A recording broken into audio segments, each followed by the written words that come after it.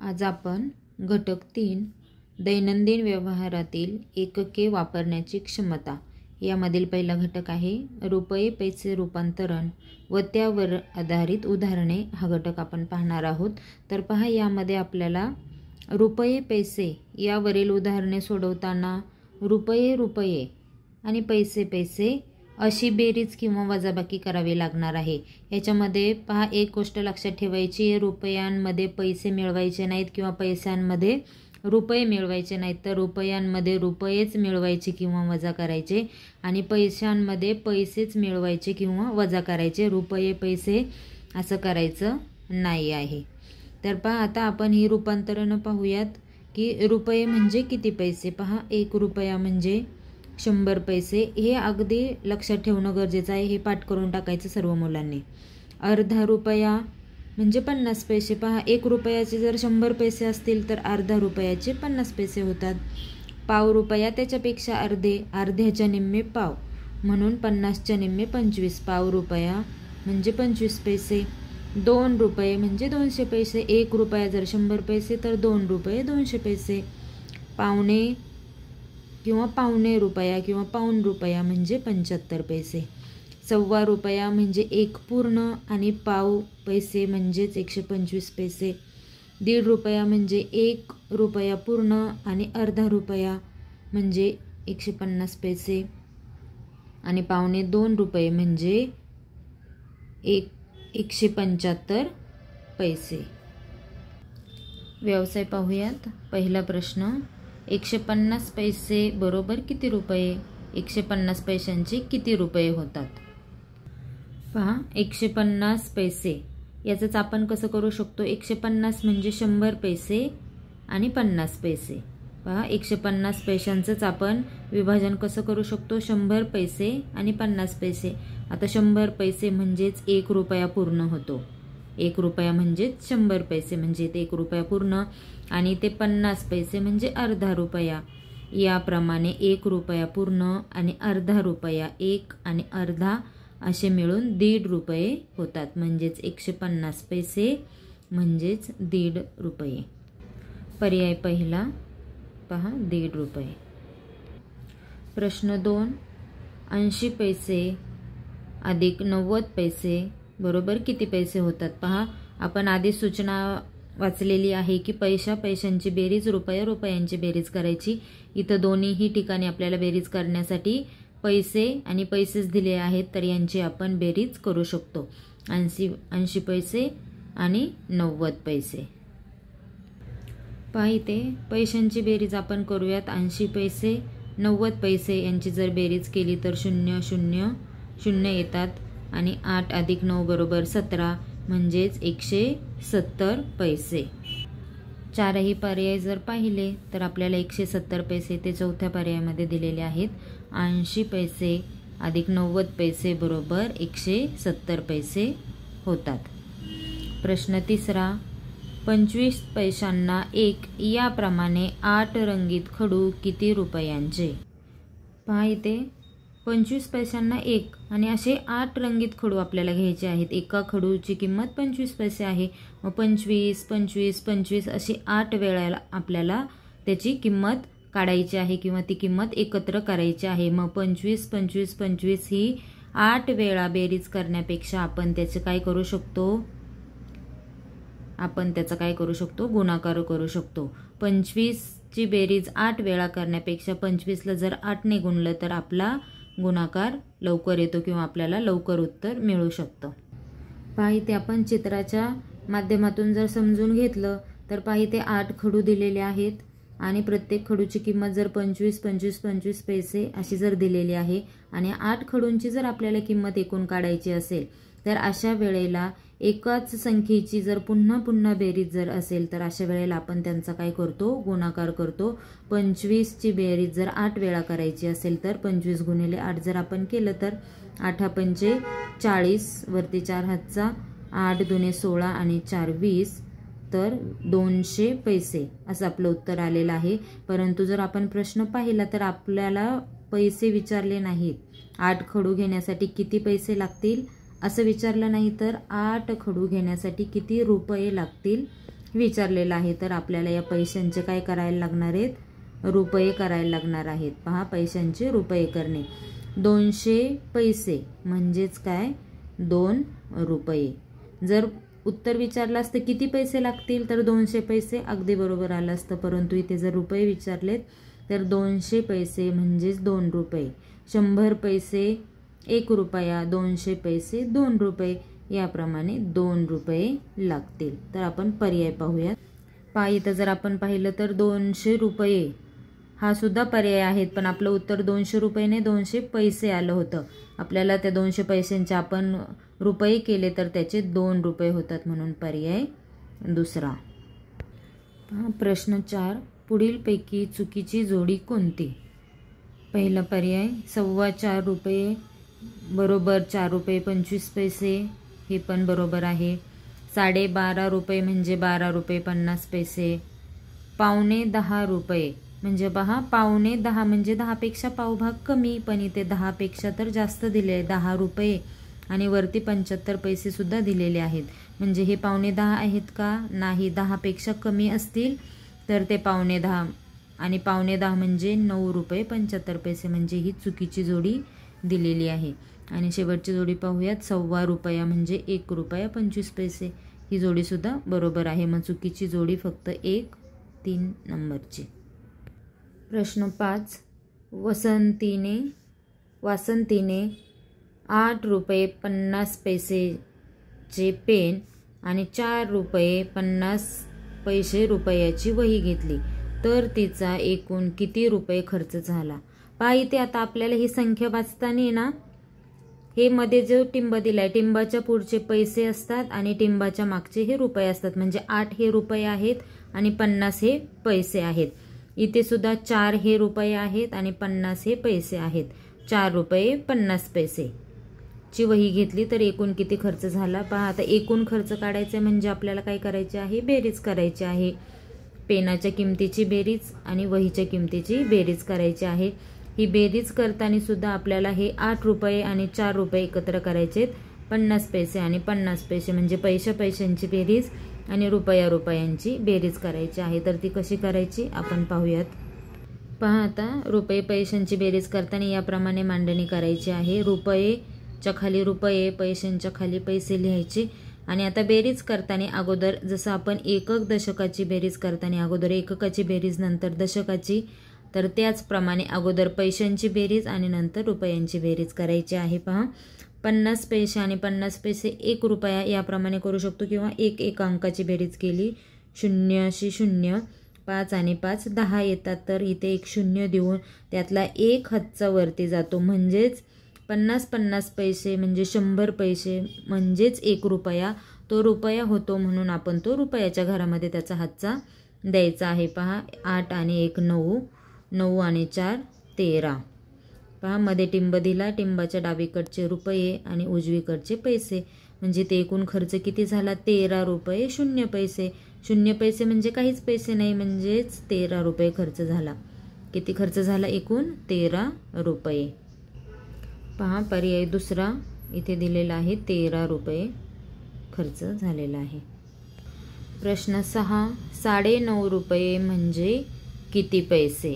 पहा, इथे प्रत्येक गणित तुम्हाला सोडवताना काय करायचं आहे, वहीच्या पानावरती त्याची सगळी आकडेमोड करायची आहे. पहा, इथे आपल्याला 9.5 रुपये म्हणजे किती पैसे असं विचारलेलं आहे. तर आपल्याला या रुपयांचे पैसे करायचे आहेत. पैसे आपल्याला विचारलेले आहेत. तर पहा, हे 9.5 म्हणजे किती, तर 9 रुपये आणि अर्धा, किंवा 9 आणि अर्धा म्हणजे 9.5 होतात. तर हे आपण याप्रमाणे मांडून घेतलं. 9 रुपये म्हणजे 900 पैसे आणि अर्धा रुपये म्हणजे 50 पैसे. पहा, अगदी सोपी मांडणी आहे. आणि मग आता पैसे तर यांची आपण बेरीज करू शकतो. 900 पैसे आणि 50 पैसे, 950 पैसे. आपल्याला पैसेच विचारलेले आहेत. 9.5 रुपये म्हणजे किती पैसे, तर 9.5 रुपये म्हणजे 950 पैसे. पहा, पर्याय दुसरा 950 पैसे. प्रश्न 7, 50 पैशांची 20 नाणी देऊन त्या रकमेत 2 रुपयांची किती नाणी येतील? पहा, समजा जर आपण एखाद्या दुकानदाराकडे गेलं तर त्या दुकानदाराला आपण जर 50 पैशांची 20 नाणी दिली तर तो आपल्याला किती 2 रुपयांची नाणी देईल हे इथं आपल्याला विचारलेलं आहे. पहा इथे गणित समजण्यासाठी आपण मांडणी करणार आहोत. पहा इथे 50 पैशांची नाणी आहेत. पहा 50 पैसे 50 पैसे 50 पैसे आणि 50 पैसे 100 रुपये होतात.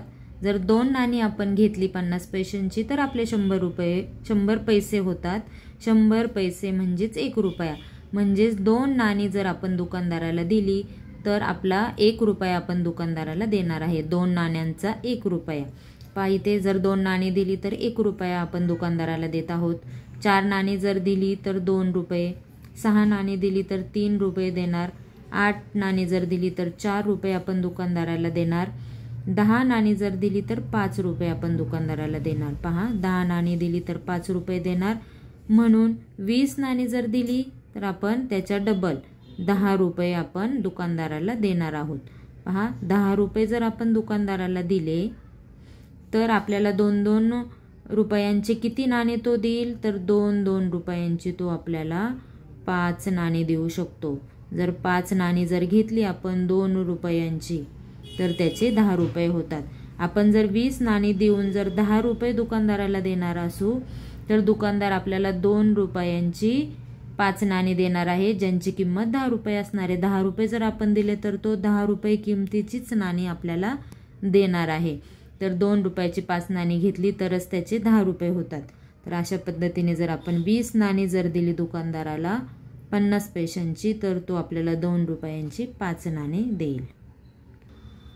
पहा पर्याय तिसरा 5 नाणी 2 रुपयांची 5 नाणी येतील. प्रश्न 8वा 90 रुपयांना 1 चादर तर 5 चादरींची किंमत किती.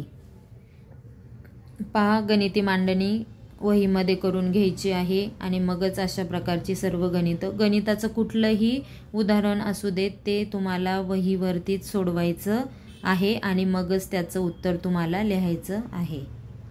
पहा चित्ररूप पद्धतीने जर आपण हे गणित जर सोडवलं तर पहा 5 चादरी आहेत. प्रत्येक चादरीची किंमत 90 रुपये आहे. पहा आता या चादरींची आपल्याला एकूण किंमत काढायची म्हणजेच आपल्याला यांची काय करायची आहे बेरीज करायची आहे. परंतु एकाच संख्येची जेव्हा आपण पुन्हा पुन्हा बेरीज करतो त्यावेळेला आपल्याला तिथे गुणाकार करणं सोपं असतं. 90ची 5 वेळा बेरीज करण्यापेक्षा 90 गुणिले 5 केलं तर आपलं उत्तर लवकर येतं. पुन्हा पुन्हा बेरीज म्हणजेच गुणाकार. 90 गुणिले 5 जर केलं तर 5 0 0 5 9 45 म्हणजे 450 रुपये आपल्याला 5 चादरींसाठी लागणार आहेत. पहा पर्याय तिसरा 450 रुपये. प्रश्न 9 अमोल जवळील 75 रुपयात 5 रुपये व 10 रुपयाच्या नोटांची संख्या समान आहे. म्हणजे जेवढ्या 5 रुपयाच्या नोटा आहेत तेवढ्याच 10 रुपयाच्या नोटा आहेत. नोटांची संख्या समान आहे तर 5 रुपयाच्या नोटांची संख्या किती.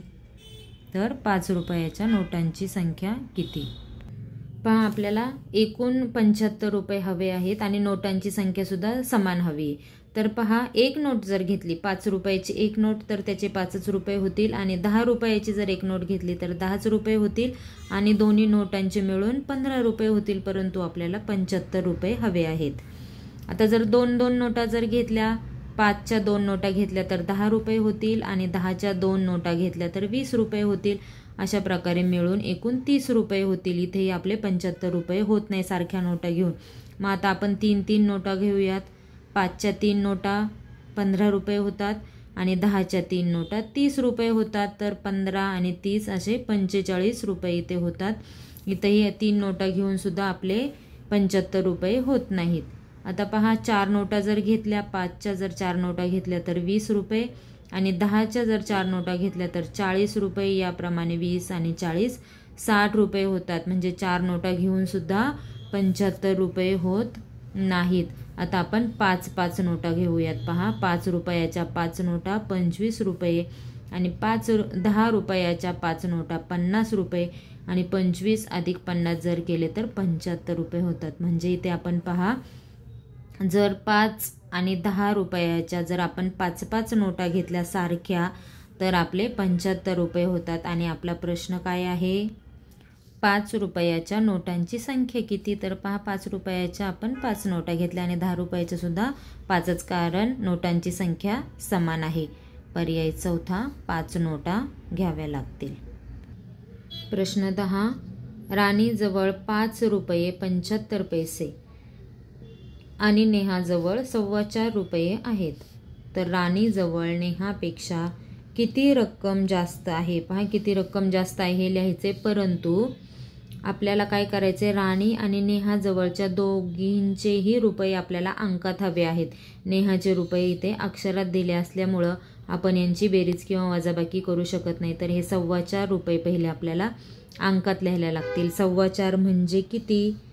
तर 4 रुपये 25 पैसे. पहा 4.25 म्हणजेच किती? 4 रुपये 25 पैसे.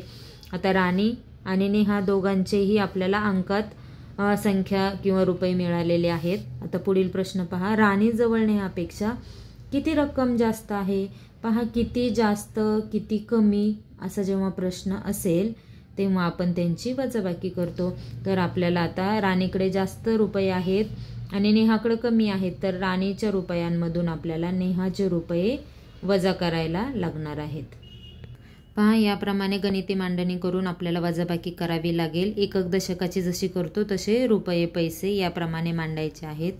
राणीकडील पैसे, नेहाकडील पैसे आणि वजाबाकी करताना अगोदर पैशांची वजाबाकी, नंतर रुपयांची वजाबाकी. पहा 75 मधून 25 गेले तर 50 पैसे राहतात आणि 2 रुपयांमधून जर 4 रुपये गेले तर 1 रुपया राहतो. किंवा इथे आपण याप्रमाणे सुद्धा करू शकतो. 5तून 5 गेले 0, 7तून 2 गेले 5, याप्रमाणे इथे 50 पैसे आणि 5 रुपयांमधून 4 रुपये गेले तर 1 रुपया, याप्रमाणे 1 रुपया 50 पैसे हे उत्तर आपलं असणार आहे. म्हणजेच राणीजवळ नेहापेक्षा 1 रुपया 50 पैसे जास्त आहेत. पर्याय दुसरा. प्रश्न 11. 2.5 रुपये बरोबर किती पैसे? पहा 2.5 रुपये म्हणजे 2 रुपये आणि 50 पैसे. 2 रुपये आणि 50 पैसे. पहा 2 रुपयांचे 200 रुपये आणि वरती 50 पैसे, असे 200 पैसे आणि 50 पैसे म्हणजे 250 पैसे होतील. किती? 2.5 रुपये म्हणजे 250 पैसे. पहा आणि आणखी इथे किती आहे? 250. 250 यालाच आपण काय म्हणतो? 250 म्हणतो. म्हणजे 250 आणि 250 फक्त अ आणि ड योग्य. पर्याय तिसरा. प्रश्न 12. खालील अयोग्य जोडी असलेला पर्याय शोधायचा. अयोग्य म्हणजे चुकीची जोडी शोधायची आहे. पहा इथे आपण सुरुवातीलाच अगोदरच पाहिलेलं होतं. इथे आपल्याला रुपये आणि पैसे यांच्या किमती दिलेल्या आहेत. रुपयाचं रूपांतर पैशामध्ये कसं दिलेलं आहे याप्रमाणे. पाऊण रुपया म्हणजे 45 पैसे नाहीत, तर पाऊण रुपया म्हणजे 75 पैसे आहेत. तर ही चुकीची जोडी आहे. दुसरा पर्याय 1.25 रुपया म्हणजे 125 पैसे बरोबर आहे. अर्धा रुपया म्हणजे 500 पैसे नव्हे, अर्धा रुपया म्हणजे 50 पैसे म्हणजे ही सुद्धा अयोग्य जोडी आहे. 2.25 रुपये म्हणजे 175 पैसे ही सुद्धा जोडी बरोबर आहे. तर मग अयोग्य जोडी कोणती? फक्त अ आणि क ही अयोग्य जोडी आहे. पर्याय पहिला. प्रश्न 13. 20 रुपये म्हणजे किती पैसे? 20 रुपये म्हणजे किती पैसे? पहा आपल्याला इथे रुपयांचं पैशामध्ये रूपांतर करायचं आहे आणि 20 रुपये म्हणजे किती पैसे हे आपल्याला शोधायचं आहे. तर आपण 1 रुपयापासून सुरुवात करूयात. 1 रुपया 100 पैसे, 2 रुपये 200 पैसे, 3 रुपये 300 पैसे, याप्रमाणे 9 रुपये 900 पैसे, 10 रुपये 1000 पैसे. जर 10 रुपये 1000 पैसे असतील तर 20 रुपये 2000 पैसे. 20 रुपये म्हणजे किती? 2000 पैसे. म्हणून पर्याय ड. फक्त ड योग्य. इथे पर्याय तिसरा दिलेला आहे. फक्त ड योग्य, बाकी सर्व पर्याय हे चुकीचे आहेत. प्रश्न 14. खालीलपैकी एकूण किती जोड्या बरोबर आहेत ते शोधायचे. पहा सोपं आहे. बरोबर जोड्या शोधायच्या आहेत. 1.5 रुपया 150 पैसे बरोबर जोडी आहे. 4.25 रुपये म्हणजे 3 रुपये 75 पैसे ही सुद्धा जोडी बरोबर आहे. पहा आता इथे पाव रुपया म्हणजे 125 नव्हे, हे 1.25 रुपयाचे पैसे आहेत. तर पाव रुपया म्हणजे फक्त 25 पैसे म्हणजे ही जोडी चुकीची आहे, आपल्याला बरोबर जोडी शोधायची आहे. आणि 5 रुपये म्हणजे 500 पैसे ही जोडीसुद्धा बरोबर आहे. म्हणजे एकूण 1, 2, 3 जोड्या इथे बरोबर आहेत, म्हणून पर्याय पहिला.